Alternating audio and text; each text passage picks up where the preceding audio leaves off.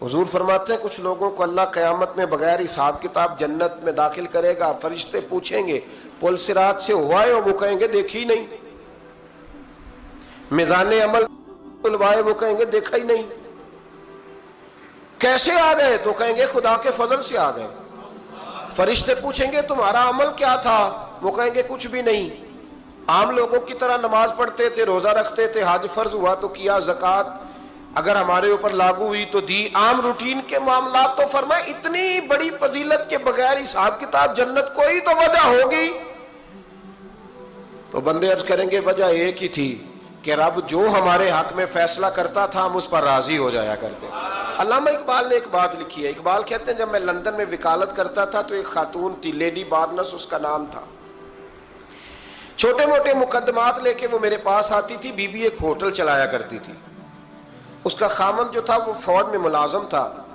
اقبال نے خود لکھا ہے، اقبال فرماتے ہیں کہ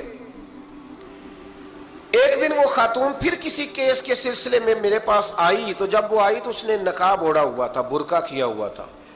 تو چونکہ اس نے نقاب اوڑھا تھا مسلمانوں کی نشانی تھی، نقاب اوڑھنا کن کی نشانی ہے؟ اللہ آپ کو خوش رکھے۔ تو کہتے ہیں وہ نشانی چونکہ اہل اسلام کی تھی تو مجھے تجسس ہوا۔ میں نے کہا لیڈی خیریت ہے؟ میم صاحبہ یہ برقع پہنا ہوا ہے؟ تو کہنے لگی ہنس کے اقبال مجھے پکا یقین تھا کہ آپ ضرور پوچھیں گے۔ تو میں نے کہا اچھا تو یہ برقع؟ تو کہنے لگی الحمدللہ میں مسلمان ہو گئی۔ تو میں نے فوراً کہا کہ آپ کا شوہر تو فوج میں ملازم ہے، فوجی کے لیے بدلنا اور پھر ملکی قانون اور یہ چیزیں۔ تو کہنے لگی اس نے مجھے کیا کہنا تھا، وہ خود کلمہ پڑھ گیا۔ تو کہتی ہیں میں اور متجسس ہوا، وہ کیس کی بات کرتی تو میرا تجسس بڑھ گیا۔ میں نے کہا تو کیس چھوڑ کے بتا کلمہ کیسے پڑھا؟ تو کہنے لگی اقبال اصل بات یہ ہے کہ میں نا بے اولاد تھی، خاوند بھی بڑے اچھے پیسے کماتا، میں خود بھی ہوٹل چلاتی، پر ڈپریشن اور ٹینشن اور بلا وجہ کی پریشانیاں جان نہیں چھوڑ۔ یہ ٹینشن اور ڈپریشن کا نا مجھے عربی ترجمہ کوئی نہیں ملا۔ یہ ڈپریشن اور ٹینشن کا نا میں نے تلاش کیا ہے، لیکن مجھے عربی لغت کے اندر ان کے معنی مجھے لگتا ہے کہ اس زمانے میں یہ چیزیں تھی ہی نہیں، ہوتی تو ان کا کوئی نام بھی، یہ آج ہے نا تو اس لیے آج کے زمانے میں ہی نام ہے، مفت کا، مفت کی پریشانی۔ تو کہتی ہے مجھے ٹینشن اور ڈپریشن رہتی تھی ہر وقت، بڑی میں پریشان رہتی تھی۔ میرے ساتھ ایک عجیب واقعہ ہوا کہ میرے ہوٹل میں نا ایک بابا جی برتن مانجتے تھے، بوڑھے آدمی تھے، 70 سال کے قریب عمر تھی۔ ان کا ایک بیٹا تھا، ایک بہو تھی، ایک پوتا تھا، لیکن وہ بیچارے بیٹا بیمار رہتا تھا تو لہٰذا وہ خود مزدوری کرتے۔ کہتی ہیں ایک دن وہ بابا جی میرے پاس آئے، کہنے لگے میم صاحبہ 2-4 دن کی چھٹی چاہیے۔ تو میں نے کہا خیریت ہے؟ کہنے لگے میڈم میرا بیٹا فوت ہو گیا۔ بیٹا، آپ کو پتہ ہے باپ کا جنازہ پڑھنا آسان ہے، بیٹے کا جنازہ اٹھانا بڑا مشکل کام۔ کہتی ہے میں کچھ لکھ رہی تھی، میرے ہاتھ سے قلم گر گیا، میں نے خود گاڑی بھیجی، بابا جی گاؤں چلے گئے جہاں وہ رہتے تھے۔ کہتی 2-3 دن کے بعد میں اور میرا شوہر گئے تو رستے میں ہم باتیں کر رہے تھے کہ کیا تعزیت کریں گے، ایک ہی بیٹا تھا، کوئی رشتہ دار بھی نہیں، تو اس کی تو کائنات اجڑ گئی، کن لفظوں سے اسے تعزیت کیا کہیں گے۔ کہتے جب ہم گئے تو وہ ٹوٹی ہوئی چٹائی پہ بیٹھا تھا، کچھ لوگ قریب تھے، ہم نے جا کے کہا بابا آپ مسلمان ہیں، ہم آپ کو کیا نصیحت کریں، ایک ہی بیٹا تھا، کہ کس طرح کر کے ہم آپ کو تسلی دیں۔ تو کہتے ہیں اس نے آنکھیں کھولی، بوڑھی آنکھوں میں ایمان کی روشنی، کہنے لگا بی بی کیا تعزیت کی بات کرتی ہو، میں نے کوئی پیسے جمع کرا کے بیٹا لیا تھا، خدا نے فضل سے دیا تھا، عدل سے لے گیا ہے، میں اپنے رب کے فیصلے میں بڑا راضی ہوں، اللہ بڑا کریم ہے، وہ لے گیا، اس کا مال تھا۔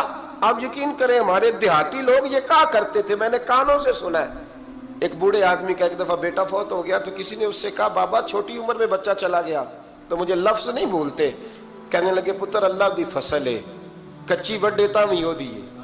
سنے آپ نے بھی کبھی یہ فکرہ، کچی وڈے تے پکی لے جائے تے تاں وی ہے جو ہو دی، تو جب اس کا جی چاہا وہ لے گیا۔ اللہ اکبر۔ وہ خاتون کہتی ہے کہ وہ بابا جی سے میں نے کہا کہ چلو آپ 1 مہینے کی چھٹی کر لے، تو کہنے لگا نہیں میڈم میں مسلمان ہوں، مفت کی روٹی نہیں کھاتا، مزدوری کر کے کھاتا ہوں، میں انشاءاللہ 2-3 دن کے بعد کام پہ آ جاؤں گا۔ کہتے ہیں وہ چند دنوں کے بعد آ گیا. اللہ کی قدرت کے ابھی 2-3 ماہ گزرے تھے پھر آیا.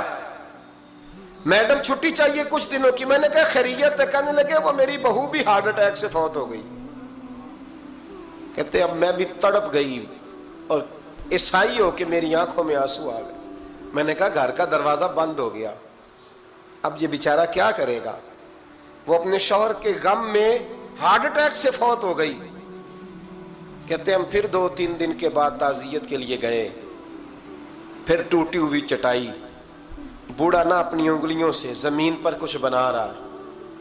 کہتی قریب گئی اور میں نے جا کے کہا بابا اب تو تسلی آپ نے خود ہی کرنی ہے, جو نظام تھا وہ تو ہو گیا. تو کہتے ہیں پھر اس نے آنکھیں کھولی, آسمان کی طرف دیکھا تو کہنے لگا بیٹی کوئی پریشانی نہیں, میرا بیٹا بغیر شادی کے بھی تو فوت ہو ہی سکتا تھا نا, بس میرے مالک نے جب چاہا جیسے چاہ ہوا. میں انشاءاللہ 2-4 دن کے بعد کام پہ آؤں گا. یہ میرا 3-4-5 سال کا پوتا ہے, ابھی اسکول داخل ہوا ہے, میں ساتھ لے آؤں گا, وہاں میرے ساتھ اوپر کوارٹر میں جہاں میں رہتا ہوں یہ بھی رہے گا. کہتی ہے میں سختے میں آ گئی اس کی کیفیت دیکھ کے. وہ پوتے کو ساتھ لے آیا. کبھی کبھی میں دیکھتی چھت پہ کھڑے ہو کے کہ دادا گھوڑا بنا ہوا ہے اور پوتا سواری کر رہا ہے. وہ سویرے اٹھتا اس کو سکول چھوڑ کے آتا, شام کو لے کے آتا, پیار کرتا, محبت کرتا. تیسری منزل پر ہم نے ایک کوارٹر دیا ہوا تھا, وہاں دادا پوتا رہتے. اللہ تو بڑا بے نیاز ہے. کہتی ہے اقبال ایک دن نا پوتا اوپر والی منزل پہ کھیل رہا تھا, اس کا پیر پھسلا, وہ گردن کے بل زمین پہ گرا. مجھے خبر ہوئی تو میں دوڑی, ایمبولنس منگائی. خون سے لتھڑے ہوئے اس بچے کو دادے نے اپنی گود میں رکھا. اور جب ہم ہسپتال کی طرف گئے تو ہاسپٹل بعد میں آیا, جناب اسرائیل پہلے آ گئے اور کہتے ہیں وہ گود میں دم توڑ گیا. پھر دادے نے اسے اپنے ہاتھوں سے غسل دیا, پھر اس نے اپنے بوڑھے ہاتھوں سے قبر کھودی اور پھر مٹی ڈال کے کہنے لگا اِنَّ لِلَّهِ وَإِنَّا إِلَيْهِ رَاجِعُونَ. جے سونا ہی میرے دکھ وچ راضی, جے سونا ہی میرے دکھ وچ راضی. پھر سکھ نو چلے ڈاما. کہتے ہیں وہ مٹی ڈالی اس نے, اور جب وہ واپس پلٹا تو میں بازو سے تھام کے ہوٹل قریب لائی اور میں نے اس کے قریب کہا کہ بابا تو ٹوٹ گیا ہے, تو بکھر گیا ہے. مجھے محسوس ہوتا ہے کہ اب نہ تیری راتیں اور تیری صبحیں اور تیری شامیں غموں میں گزریں گی. تو کہتے ہیں یوں اس نے ہاتھ رکھے اور یوں آنسو چھٹک دیے. کہنے لگا میڈم کیوں میرے اندر کوئی عقیدہ نہیں, میں کوئی لوارث ہوں, میرا کوئی رب نہیں, میں کیوں پریشان رہوں گا؟ میں تو پکا ہوا پھل ہوں. تھوڑے دن گزریں گے قبر میں جاؤں گا, اور جب جنت میں جاؤں گا تو اللہ میری بیٹے سے بھی ملاقات کرائے گا, میرے پوتے سے بھی ملاقات کرائے گا, میرا رب ساری ملاقاتیں کرا دے گا. میں اپنے اللہ کی رضا پہ بڑا راضی ہوں. وہ خاتون کہتی ہے میرا اور میرے شوہر کا کلیجہ پھٹنے لگا. میں نے کہا بابا یہ جذبہ کہاں سے ملتا ہے, یہ سکون کہاں سے آتا ہے, یہ کیفیت کیسے ملتی ہے؟ مجھے کہنے لگا تو نے لینی ہے. میں نے کہا تو کہنے لگا تو بھی گنبد خضرا والے نبی کا کلمہ پڑھ جا, تو بھی رسول اللہ کا کلمہ پڑھ جا.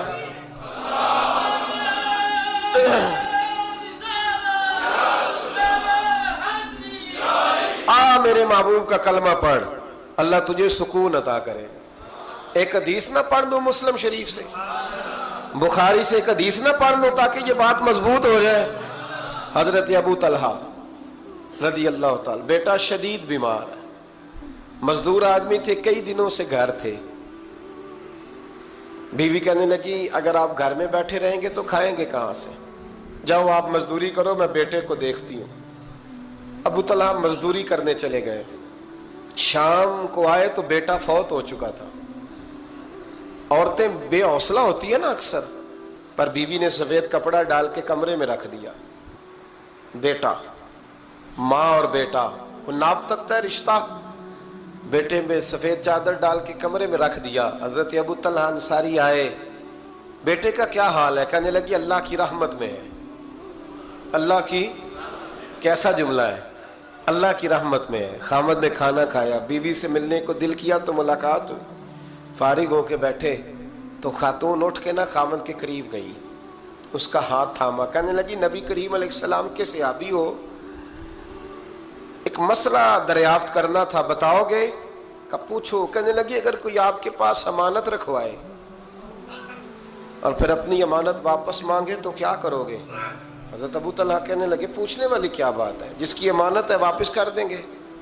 اب زوجہ روئی, اب صبر والی بی بی روئی, اب ماں روئی, آنسو ٹپکے, آنچل سے پوچھ کے کہنے لگی ابو طلحہ وہ بیٹا بھی اللہ کی امانت تھا اور رب اپنی امانت لے گیا ہے, اٹھو غسل کفن کا بندوبست کرو.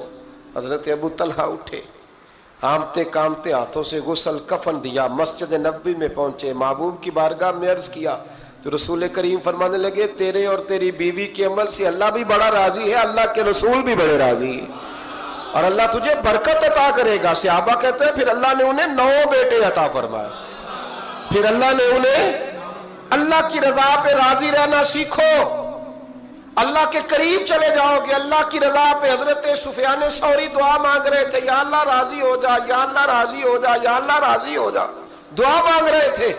بی بی رابعہ بصری پردے کے پیچھے بیٹھی تھی, جب دعا لمبی ہو گئی تو کہنے لگی سفیان بس کر, کوئی اگلا لفظ بھی بول, بس کر. آپ فرمانے لگے تجھے کیا ہوا؟ تو کہنے لگی تو کب سے کہہ رہا یا اللہ راضی ہو جا, یا اللہ راضی ہو جا, پہلے اپنے دل پہ ہاتھ رکھ کے بتا تو اللہ سے راضی ہے؟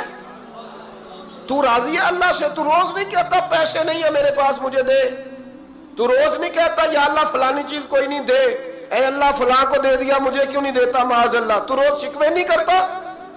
فرمایا پہلے تو راضی ہو جا. ترمذی شریف کی حدیث ہے, میرے نبی کریم علیہ السلام نے فرمایا تم اللہ کے دیے ہوئے تھوڑے رزق پہ راضی ہو جاؤ, اللہ تمہاری تھوڑی عبادت سے راضی ہو جائے.